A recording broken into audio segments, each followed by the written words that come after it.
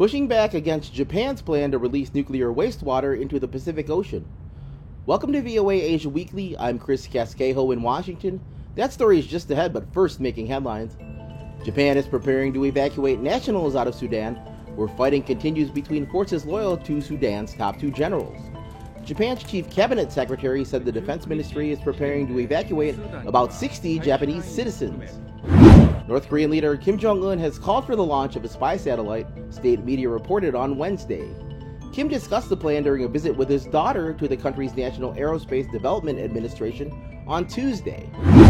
Two New York City residents arrested by the FBI on Monday for allegedly operating a secret illegal police station for China's national police in the city's Chinatown were released on bond following their initial court appearance. Liu Zhenwang and Chen Jinping face charges of conspiring to act as agents of China's government without informing U.S. authorities and obstruction of justice. Foreign ministers from the Group of Seven Nations condemned Russia's war in Ukraine and highlighted the need to engage with China to address global challenges as they closed their meetings in Japan on Tuesday.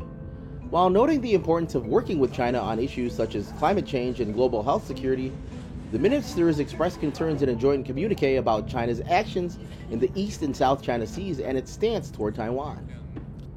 Japan's request to release nuclear wastewater from the disabled Fukushima Daiichi nuclear power plant is getting pushback from the Pacific Island nations.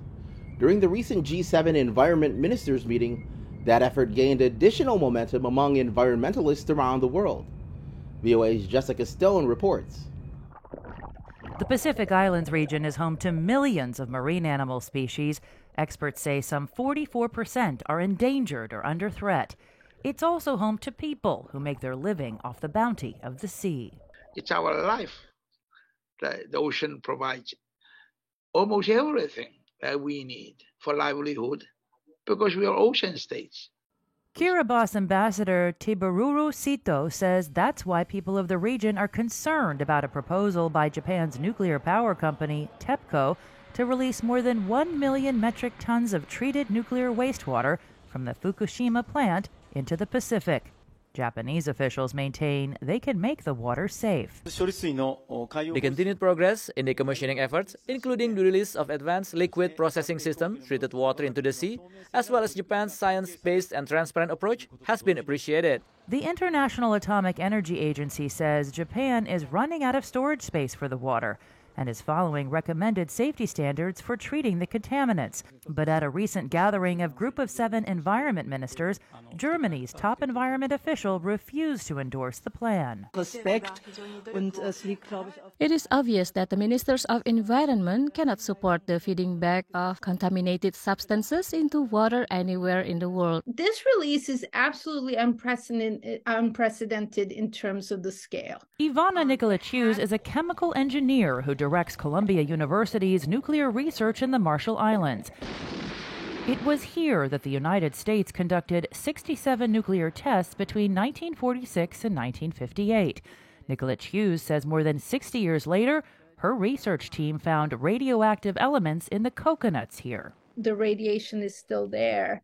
And I think for me, the big lesson is there's no such thing as this kind of safe use or safe testing. In February, the Pacific Islands Forum met with TEPCO, demanding additional studies of the decontamination process to assure members the release won't poison the water or the wildlife. It must be safe. It must not impact adversely on the lives of their people. TEPCO has so far delayed the release, giving opponents more time to push for other options.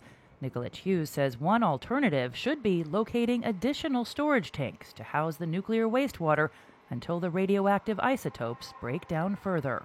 Jessica Stone, VOA News.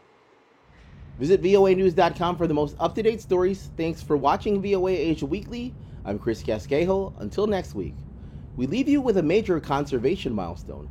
A zoo in Thailand's northeast region announced on Sunday that a red-headed vulture hatched last month, making it the first successful breeding of this species in Thailand in 30 years and only the second instance worldwide. Welcome, baby bird.